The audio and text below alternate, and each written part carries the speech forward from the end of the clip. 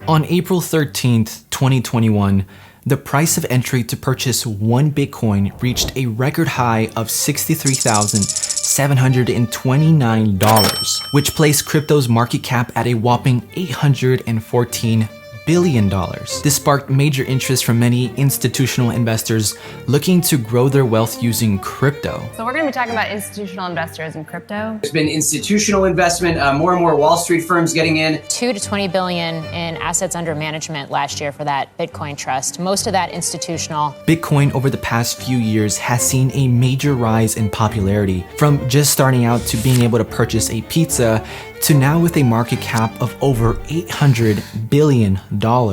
This is much different from investing in stocks, index funds, or into a 401k. And the question is, why? In a turn of events, Elon Musk announcing Tesla will no longer accept Bitcoin payments. Gareth, stocks are down, crypto's down, Bitcoin's down like 20% overnight. A drop of in excess of 30%, a rebound in excess of 30%. And Volatility does seem to be the only constant in the crypto universe. Because of its extreme volatility in the market, fluctuating in price, creating high demand in certain months, and panic selling in some. For those lucky to invest in Bitcoin during its infancy, it has made many longtime holders into millionaires, which sparks a big question about cryptocurrency and the market as a whole. Can you really make money with Bitcoin? There are cases that it's a giant pyramid scheme and people are getting sucked into it. Has characteristics of an open Ponzi. In other words, everybody knows it's a Ponzi. Lots of retail investors and traders are joining the space because of the huge gains. My guess is that crypto is here to stay, and probably here to stay as a kind of digital gold.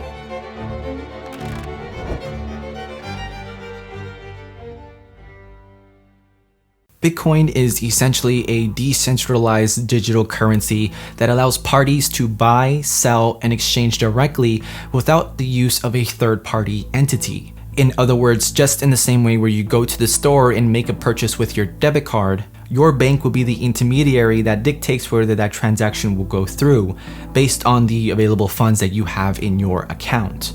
With Bitcoin, the whole process is built on a digital record, also known as the blockchain. This blockchain is essentially a linked body of data made up of blocks that contain information about every single transaction, with blocks dating back to the very first transaction when Laszlo Hanyecz paid 10,000 Bitcoin for just 2 pizzas. In the Bitcoin world, a block is composed of a header and a long list of transactions. To put it simply, imagine a ledger with transactions occurring every second. You have David sending Goliath 1 Bitcoin, then you have Elon sending Bezos 10 Bitcoin, then of course those list of transactions goes on as they appear every second. This ledger is made available to the public, and anyone who has access to a computer can easily gain access to this ledger by just downloading the Bitcoin Core application. So you might be asking, since this ledger is made available to the public, won't that mean that everyone can see your personal details? Well, fortunately in the Bitcoin world, instead of using personal details such as a person's name or address, it instead operates by using what is called a public and private key. Every user that has a digital wallet is assigned a public and private key, and that is set up when you first open your crypto wallet. More on that in just a second.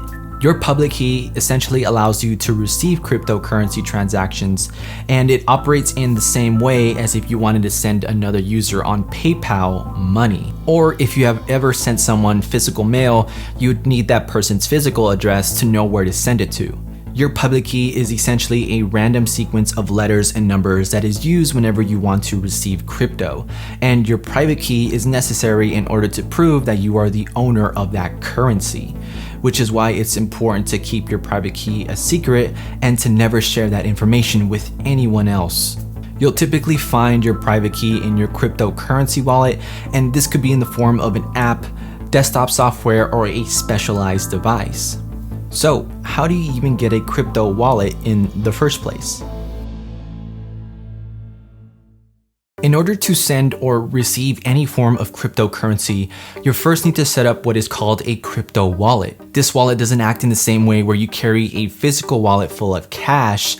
Instead, it's a virtual wallet that stores public and private keys that enable you to manage your crypto. There are two categories of wallets that are used to differentiate cryptocurrency wallets, the first being hot wallets. Hot wallets are considered to be the most popular and provide ease of access, especially for new crypto holders. Apps and applications such as Coinbase, Binance, and Gemini are considered to be hot wallets. This is because they rely on an internet connection where they save and store your private and public keys in order to gain access to your crypto. These types of wallets are generally free, and for most beginner investors, it's a good start to learn more about investing in crypto. The second type of wallet is referred to as the cold wallet, and cold wallets are considered to be the least popular but provide the best security and have a good set of advantages compared to hot wallets. Cold wallets can come in a variety of forms. They could be in the form of a physical hardware such as a USB device, or a paper wallet, which is essentially a printed document with your public and private keys. The main distinction between these two types of wallets is that for hot wallets, they are typically free, easy to set up, and they're a lot easier to transact online. And for most beginner or frequent users who transact using crypto, typically hot wallets are going to be what you're going to be using most often. The only downside to hot wallets is that since these wallets require internet access, vulnerabilities and possible security threats could jeopardize you losing your crypto to malicious hackers or possible security loopholes. Cold wallets, on the other hand, offer a stronger sense of security when it comes to protecting your crypto.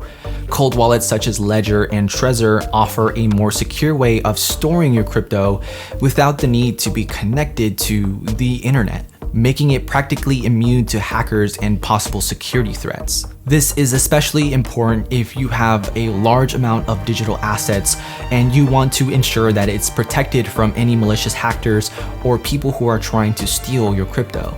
The only downside to carrying cold wallets such as Ledger and Trezor is having to purchase a physical device and ensuring that device actually supports the crypto that you want to carry. So with everything we've just covered, how do you actually make money with crypto? Your first option in increasing your wealth through crypto can be done through a process called Bitcoin mining. Bitcoin mining is not in the literal sense of mining for Bitcoin.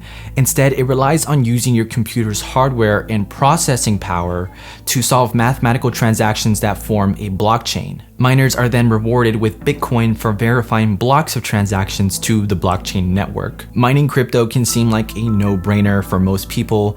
Set up a computer, solve complex problems, and then you're rewarded with Bitcoin. In the early days of Bitcoin mining, this process could have easily been done through one's personal computers, but increased competition and now with a high demand in Bitcoin, it has become much more competitive and does require an upfront investment in hardware costs before you start seeing any sort of ROI. Additionally, the energy costs associated of having to run the hardware and the computing power in order to mine Bitcoin can be financially exhausting. Other options such as Bitcoin mining pools are practically the same thing, but instead of a single person using his or her computing power to mine for Bitcoin, there are a group of miners who share computational resources in order to increase the chance of successfully mining Bitcoin, at the cost of actually sharing the rewarded Bitcoin to the people in that pool. Bitcoin mining at its core might make sense for hardcore crypto holders or users that have the computational power, or even people who have the energy resources or who can afford to pay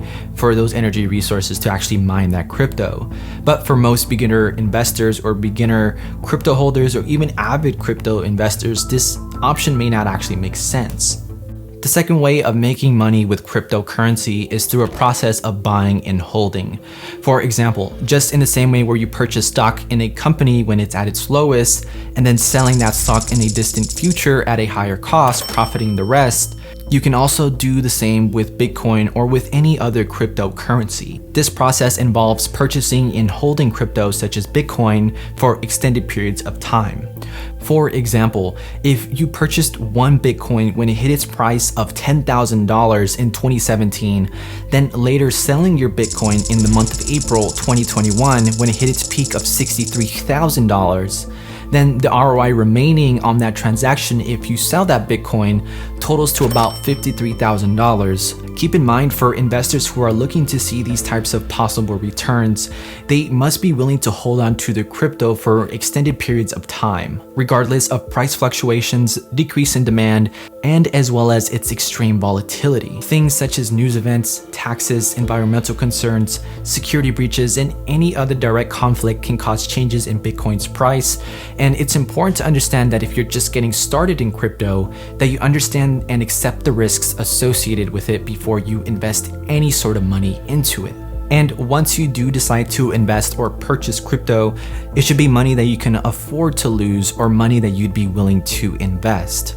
Additionally, Bitcoin is among many of the other cryptocurrencies out there, and as an investor, you should look into other forms of digital currencies if you want to diversify your crypto. Ultimately, this is a long-term strategy that requires patience, emotional discipline, and unwavering faith. The third most common way of making money with crypto is through a process called day trading.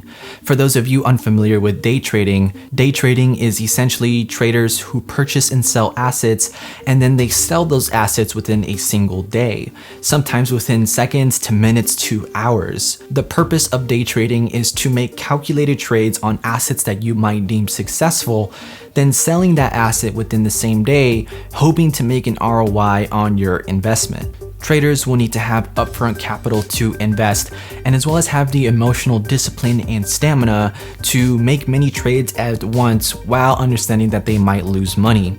Additionally, they will also need a good understanding of data, graphs, and as well as candlestick charts.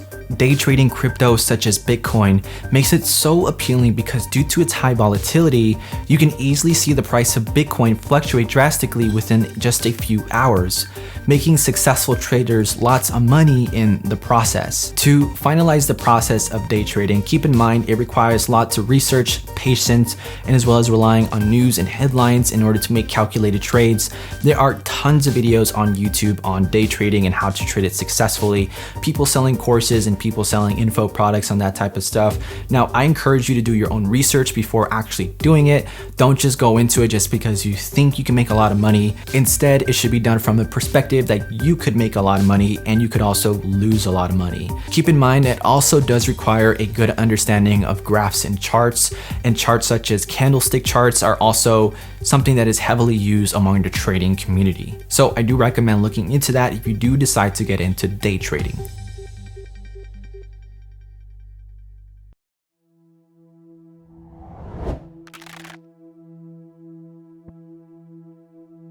Let's be honest, Bitcoin is bound to fall. Bitcoin plunging by almost 30% to $31,000. The price falling as much as 15% over the weekend. The cryptocurrency is now down nearly 15%. The moves are just enormous. I do think that I think what's going on definitely will come to a bad ending. It's incredibly important to understand your role as an investor, as it will greatly determine your level of success and whether or not crypto would be a viable option for you. If you are a new investor or someone looking to get started in investing in crypto, here are a few things that you need to look out for. The first being whether you invest into Bitcoin, Ethereum, or any other type of cryptocurrency, it's important to understand how much you can reasonably invest and how much you'd be okay in losing if the value drops.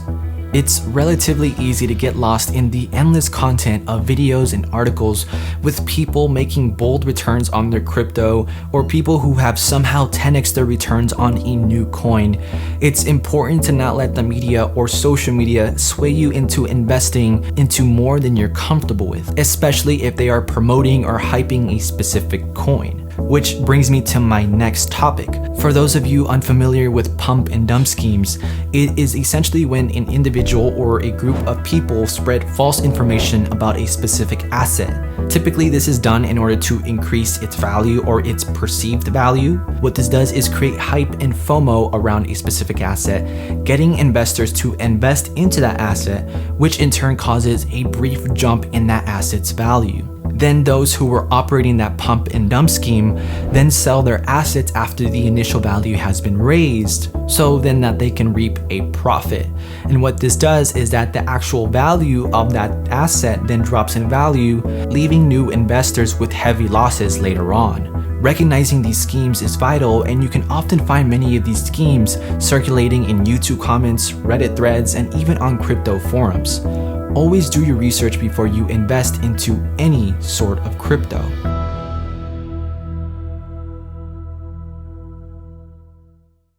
Hey and hello there everyone. Thank you guys so much for watching today's video.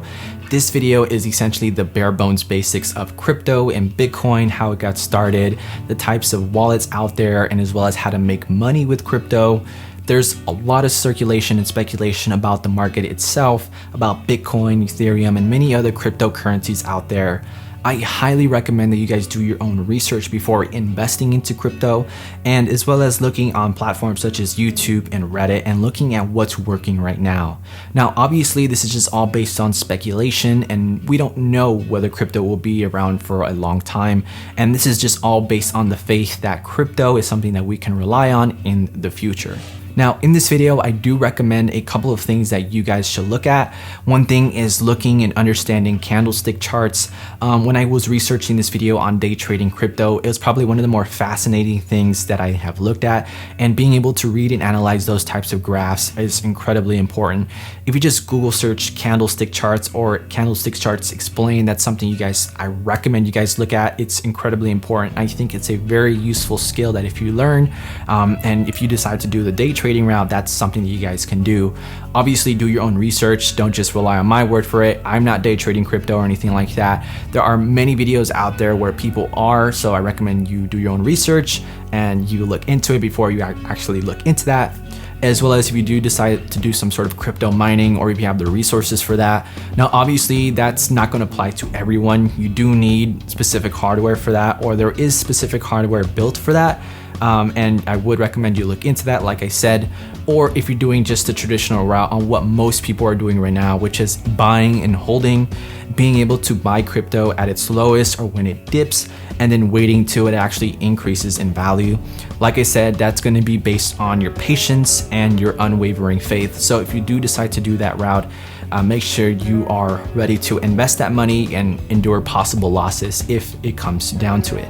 But like I said, thank you guys so much for watching this video. I hope you guys have enjoyed it. If you guys did, make sure to smash that thumbs up button. Make sure to subscribe to the channel down below, and I'll see you guys in the next one. Peace.